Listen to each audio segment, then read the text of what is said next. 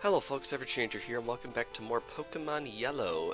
Last time, we conquered the Pewter City Pokemon Gym, and we earned ourselves our very first gym badge, which is super duper awesome. I also made a promise I could not keep because, although I was going to leave the choice of the fossil that we're going to be getting up pretty soon to the viewers, I remembered after recording that, pre-recording is a thing I need to do. So the turnaround time for that video to when I'd be recording the next one would be very likely in the negative, so I'm going to have a friend of mine pick it out, and you guys will be able to see what we pick when we get to it. You looked at me, didn't you? Well, I mean, yeah, that's how this works. That is exactly how this entire game works. Alrighty, so starting off here we have a Pidgey, and I have swapped Pikachu back out into the front because I think Nidorann's at like level 14 or something crazy like that, and Pikachu's a little bit behind, and I think Pikachu could use a couple of levels under its belt. Also worth noting, we're going to be getting the next member of our team decently soon. Not within the next 3 episodes, but probably pretty shortly after that. We're probably going to be getting a hold of it, which should be fun. And of course, Sand Attack. The bane of my existence. I don't know if the way it's calculated in Generation 1 is different from the way it's calculated in future generations, but I feel like Sand Attack has already gotten on my nerves seriously in this Let's Play, so hopefully things don't go too poorly. Anyway, we are here on Route 3, and I would like to explore the entire thing and fight all of the trainers, just because I could use the experience. Hey, I met you in Viridian Forest. This brings up something amusing about the remake, Fire Red and Leaf Green. As you can see, trainers don't actually have names in Generation 1. The game just tells you what their trainer class is. And so, in Generation 1, it was entirely possible that you could have actually met this person in Viridian Forest before. However, in the remakes, they gave all the trainers actual names, and this guy's name that they gave him doesn't match anybody in Viridian Forest, so they kinda screwed themselves out of their own joke by modernizing the game when Fire Red and Leaf Green rolled around, and I thought that was always pretty amusing. I'm also really liking how since abilities don't exist in this game, I can attack this Weedle as much as I want, and I don't have to worry about Poison Point, because I'm pretty sure Weedle has Poison Point, although it doesn't even freaking matter, because I just got poisoned, which is lovely.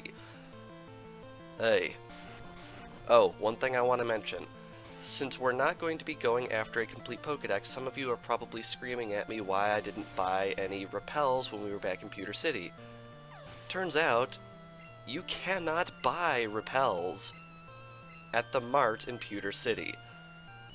Yeah, I was as disappointed as you all probably are, because I'm like, oh boy, we have to go through a cave pretty soon, and that is going to be so annoying without access to repels. Like, I'm really not looking forward to that whatsoever.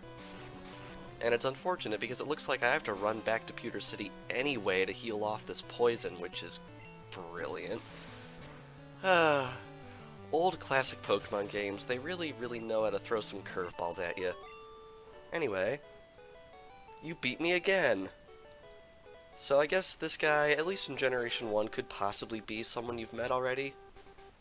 But ah well. Anyway, that little effect on screen right there was poison. Anyone who saw my Let's Play of Pokemon Blaze Black 2 is probably a little confused. Yes, in older Pokemon games, you take Poison Battle out in the field. And as you can see, it actually reflects itself in Pikachu's little portrait right here, which is pretty interesting.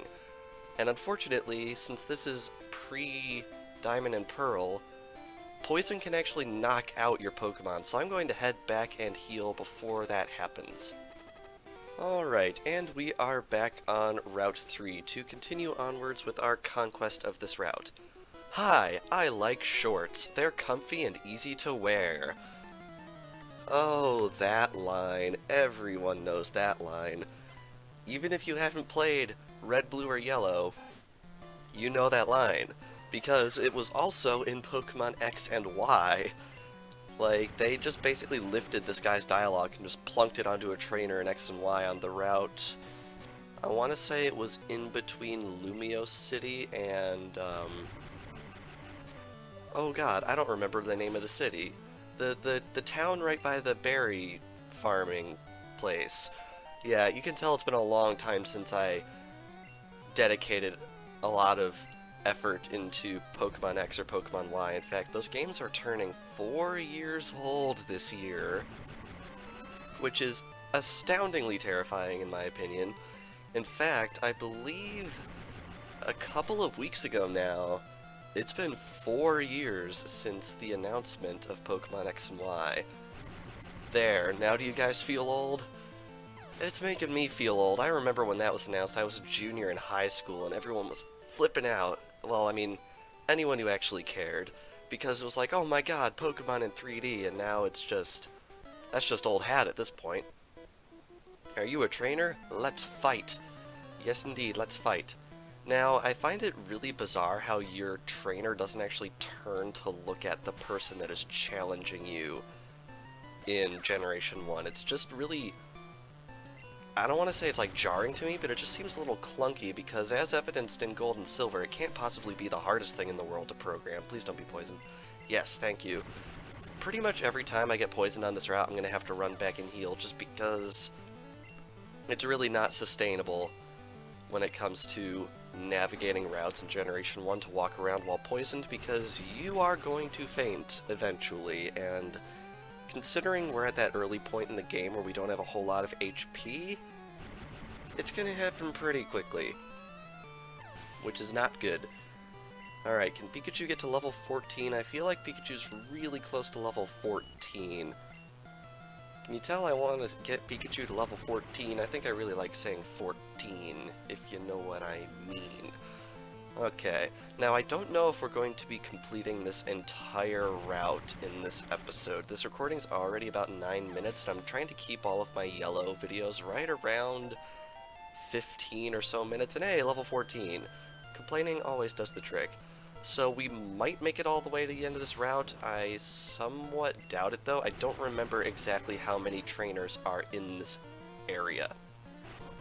I suppose another fun fact about this area, in Pokemon Heart Gold and Soul Silver, there was actually a portion of this route that had meteorites in it, which I think is a pretty fitting location to have something like that, considering what we've heard some mentions about Mount Moon so far. Those meteorites are actually used... Hey, you're not wearing shorts! Those meteorites are actually used to change the form of a Pokemon called Deoxys that was introduced in Pokemon Ruby and Sapphire, which I think is really neat. That's one thing I'm really curious about how they're going to address in future Pokemon games. Every single game that comes out, they introduce some special new form change type of thing. And it makes me wonder, the game's getting really, really saturated with having to have these areas in the game that allow you to change form, or items that allow you to change form, so I'm wondering if eventually the game's just gonna retcon a whole bunch of stuff because it's getting too bloated, because you have the boxes to change Rotom's form, you have the meteorites to change Deoxys' form, you need to have people to give out the items to change, let's see, Hoopa's form, and what else? Silvali's form, and Arceus's form, or Arceus's form, however you like to pronounce it, like, and Kyurem's form. There's just so many form changes in this game. You've also got Giratina, and there's also forms that require move tutoring, like Rayquaza, and Meloetta, and Keldeo. So you've just got so many things that you've got to put in every Pokemon game now to get all of these forms to happen. Like, it's kind of crazy. I have to wonder how exactly they're going to proceed with that in the future. Although I kind of like what they did in Sun and Moon. In Pokemon Sun and Moon, they added an antique seller that just sold a whole bunch of these items for decently high prices. And I think if they just stick them all in a corner like that, it'll probably be okay if that Pokemon isn't the main focus of the game. Also, I just noticed Nidoran's actually level 15 and not level 14. So, yeah, I guess we're a little ahead of the game. Alright. Be nice. Well, I mean, I already beat up your pet, so guess it's the least I can do. Anyway, I think I need to head back and heal again.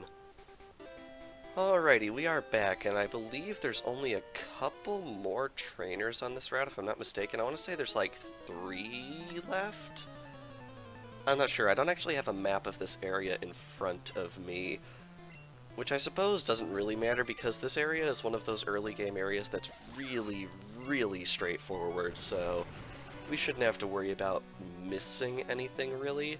I'm not going to go out of my way to grab every single item in the game. I'd like to grab all of the ones that are actually appearing in the overworld, but hidden stuff, I'm not gonna lose sleep over missing a couple of hidden items, although if there's something really, really good that I miss, please feel free to point it out in the comments so I can go back and get it if I happen to screw something up. Gotta have that viewer interaction, you know? Alright, so now we have a Metapod. I think we're just gonna Thundershock it again, because Metapod really can't do all that much. Alright, looks like this one has Harden. Luckily, I believe Thundershock is a special move, so don't really have to worry about that at all. One thing I don't think I've mentioned yet is in Red, Blue, and Yellow, there is no special attack and special defense stat. Instead, they are just one singular stat called Special, and it basically functions as special attack and special defense all at once. So if you have special attack and special defense in mind, just imagine special does the functions of both of them, both the offensive and defensive types. Alright, Pikachu's trying to learn Double Team. I'm going to say no to that just because I really, really, really hate it when the AI uses Double Team on me, and I feel like it'd be kind of cheap if I were to use it. Done like dinner. It is about 4:30 where I am right now, so maybe I should be looking into some dinner too. Alright, there's nothing further down there that we have to worry about. So let us just battle this trainer. Eek, did you touch me? The funny thing is, if you're standing a tile above where I'm standing right now, she'll literally walk up to you and then say that. Which makes absolutely no sense at all. I don't know what is up with this lady. One thing that is interesting, though, she has a Jigglypuff with its blood red demon eyes. Jeez. I could swear Jigglypuff had blue eyes, but I guess they can really only do a certain number of colors on screen at any one time. Also, right there it used Disable, and it disabled a move that I had not used during the fight. I believe that only happens in Red, Blue, and Yellow. In future generations, Disable will disable the move that you just used.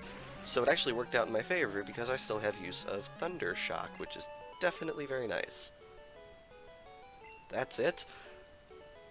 I feel like there's some kind of innuendo in there, but I'm just gonna casually walk by and ignore it. Alright, I think we're almost to the end here. Do you fight me or no? Phew, I better take a rest. That tunnel from Cerulean takes a lot out of you. I never understood why he says that, because veterans of this game are probably very, very aware of the fact that you cannot actually access Mount Moon from Cerulean City. So, I'm not sure what this guy's deal is, although I think there's one game where you can access it if you have Surf. That might be this game. I'm not positive, though. Just a little bit of trivia for you. Alright, is there one more trainer up here? Or is that it? It might actually be it. Yes, it looks like that's it. I don't think that person up there actually fights us, which is nice. Anyway, you'll see, right here, this is the entrance to Mount Moon. What do you have to say? Ouch, I tripped over a rocky Pokemon. Geodude. Fun fact, right here in Fire Red and Leaf Green, there is actually a regenerating berry that you can grab here once every so often, which I think is really, really neat. Anyway, somewhere around here, who is it? This guy. I want to talk to this guy. Hello there, have I got a deal just for you? I'll let you have a swell Magikarp for just 500 Pokemon dollars. What do you say? Some would argue this is an awful deal. I really don't think so, because Magikarp at level 20 evolves into the almighty Gyarados, which normally you wouldn't be able to get until at least a little bit later in the game from right now. So if you want to just suck it up and deal with a Magikarp now, it's actually a decent deal. The main reason I'm buying it right here is because I want the Pokédex data for Magikarp, and I'm probably not going to go out of the way to catch one later. I just want to get that number up there so we can have the requisite amount of Pokemon to get some items later in the game. And this game is actually more forward-thinking than pretty much every Pokemon game after it, because I get the Magikarp, I pay for it, and it will automatically send it to the PC, which is awesome. Anyway, if you talk to him again, well, I don't give refunds. But yeah, it drove me nuts how in pretty much every Pokemon game after this until you get to Sun and Moon, if you got like a gift Pokemon, they'd be like, your party is full if your party was full, and they wouldn't give it to you at all, and you had to go make a slot. Which makes no sense, because obviously you have the Pokemon required to get to this person, counting HMs and all that, so why do you need an empty space? I have no idea. Anyway, with that, I think we are going to end things off here. So, this past episode of Pokemon Yellow, we navigated the super dangerous, not really, Route 3, and we got here to the entrance of Mount Moon. And next time on Pokemon Yellow, we are going to be entering Mount Moon and seeing what we can find there. Probably not going to get through the whole cave in one episode, but you never know, we might get lucky. So without further ado, thank you all for watching, and I will see you guys next time.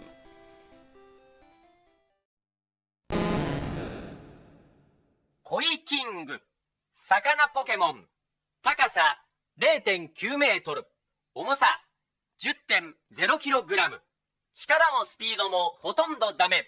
世界で一番弱くて情けないポケモンだ。